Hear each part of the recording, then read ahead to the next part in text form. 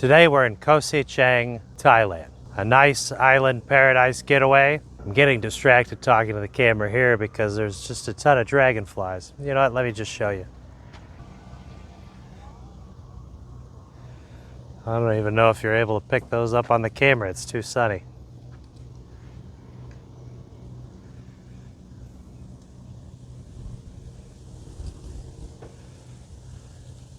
Alright, so I'm on the first adventure of Koh Sichang.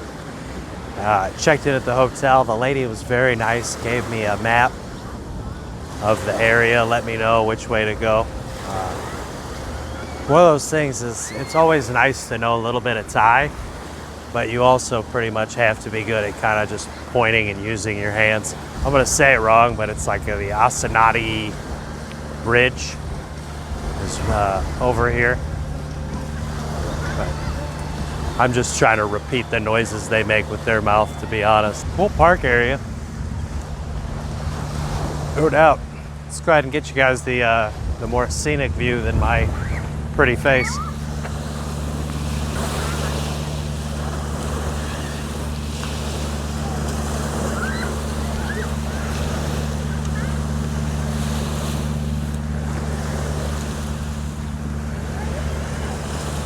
Very excited during this trip to try out some of the other locations in Thailand.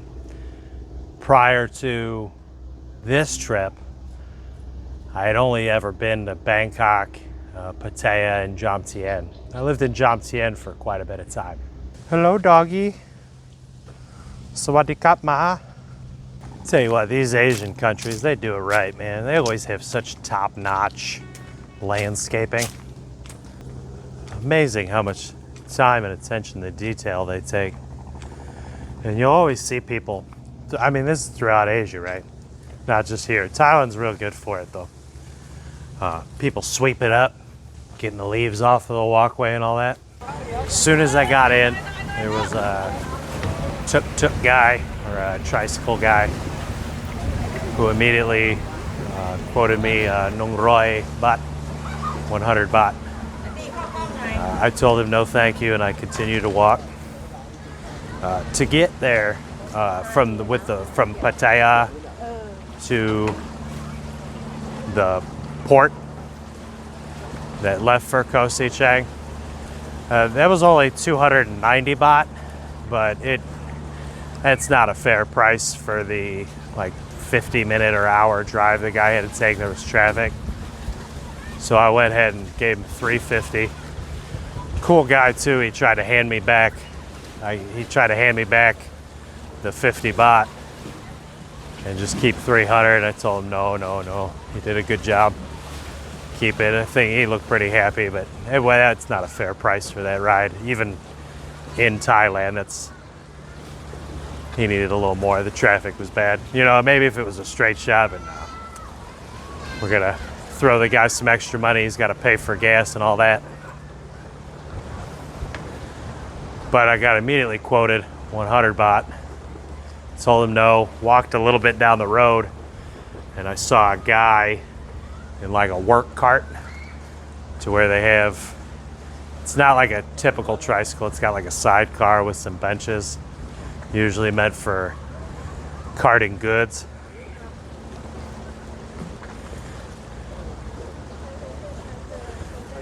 And he charged me 50. So, okay deal. It was a short ride. I probably could have done it for cheaper, but I'm not going to dilly-dally and waste time over 20-30 cents.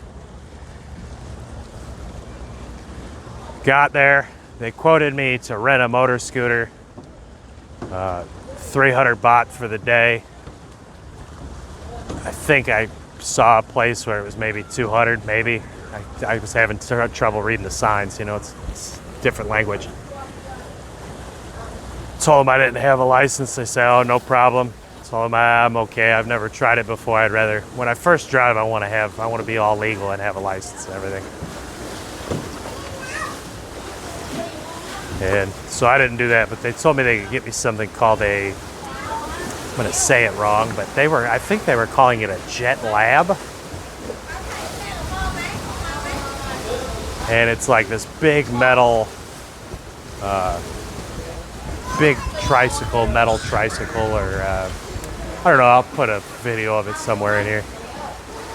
And they told me they could get me that with a driver all day for Samurai baht, 300 baht. So much better for me to have a driver and a vehicle to hang around for me all day than to sit there and try to drive myself and get in a motorbike accident, not have a license, and get in all sorts of trouble. But good God, it's beautiful here. The ferry itself was only, I think, 60 baht, so under $2. Whereas if you took the fast boat, it was over 1,000, closer to 30. Whereas the slow boat's just fine. It's not even that slow. Like, it was way less than an hour. It felt like we lickety split, and I only waited around on the boat for maybe 10, 20 minutes, where I think those fast boats might end up waiting even longer than that. So it was cool. Just do what the Thai people do.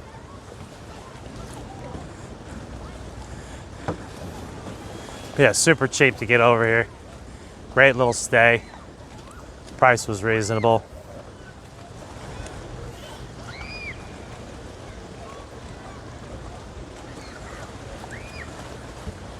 Looking good.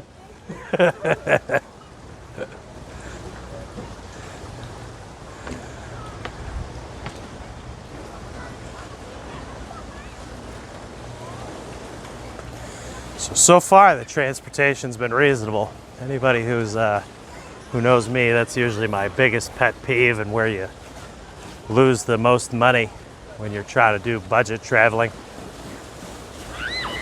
Transportation's always a big one to lose money on. And then, of course, your housing and your food. But it's cool. I was talking with the guy on the way up here. He didn't speak, he spoke pretty good English, but I mean, we had a mix and match with Thai and English. But he was showing me a couple good little street food spots, and he let me know, like, don't even bother going to these places charging 1,000 baht or more, because they're not as good as the little street food you'll get for 20, 30 baht. What's up, guys? Hey!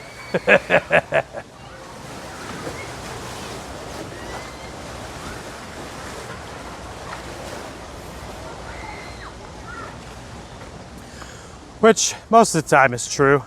I'm gonna be cool with Western food while I'm here. I've been pigging out so much the last 2-3 weeks, 2.5 weeks or whatever. Because like as soon as I got in from the Philippines, I had to get my Tom Kha Gai, I had to get my Pad Thai, I had to get my Tom Yam. So I just started going bananas with it.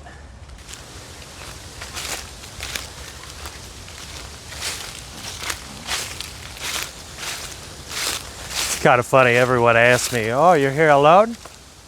I go, "Yeah, yeah, here alone." No. Some are like, "No lady?" So no lady. So my yak yak. They say, but it's kind of funny. They automatically. That's one of the first things they're wondering is like, "What? You're here alone?" Yeah, bro. We're all alone in this world in one way or another. Or at least some of us more alone than others, but that's all right. Because all I do is all I want all the time. Nobody gets to dictate my plans for me. And that means I get to be here. Where I want to be.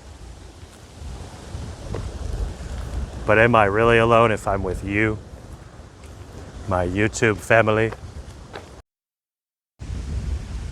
So I guess this is where the king wanted to build his mansion the same time he was building the palace in the late 1800s. And the French came and changed his plans. Man, Talk about a king's view. Now it's for you, the people. And giving it back to you, the people.